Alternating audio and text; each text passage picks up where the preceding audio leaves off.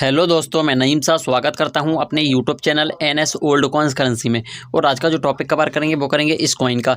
तो ये कॉइन है विक्टोरिया कॉइन है, 2 आनास कॉइन। इस कॉइन की आज हम वैल्यू बताएंगे क्या है। तो इस कॉइन में जारी हुए थे 2 कॉइन जो कि विक्टोरिया कॉइन और विक्टोरिया एम्प्रेस, ये वाला कॉइन। तो विक्टोरिया जो कॉइन का कॉइन थे वो 1862 से लेकर 1876 के बीच चलाए गए थे, बॉम्बे की मिंट से, कलकत्ता की मिंट से और मद्रास की मिंट से। और जो विक्टोरिया एम्प्रेस के कॉइन थे वो 1877 से लेके 1901 तक चलाए गए थे। तो इन कॉइन की वैल्यू क्या है आज हम डिस्कस करने वाले हैं आपसे। इन कॉइन का जो मेटल रहता है वो रहता है सिल्वर। इन कॉइन का जो वेट रहता है वो रहता है 1.46 ग्राम। और इन कॉइन का जो साइज रहता है वो रहता है 15.7 mm।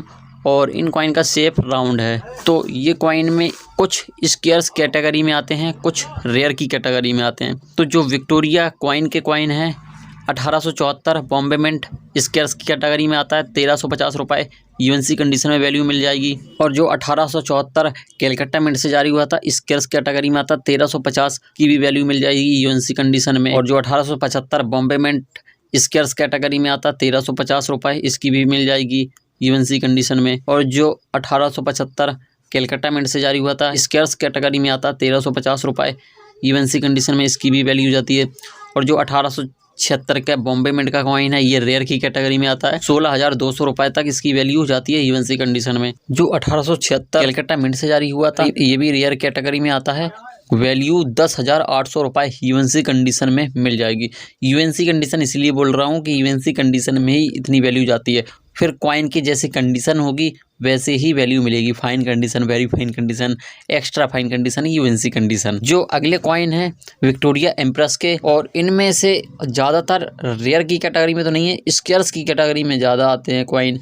और ये कॉइन बॉम्बे कलकत्ता मिंट से ही जारी हुए थे, 2 मिंट से सिर्फ।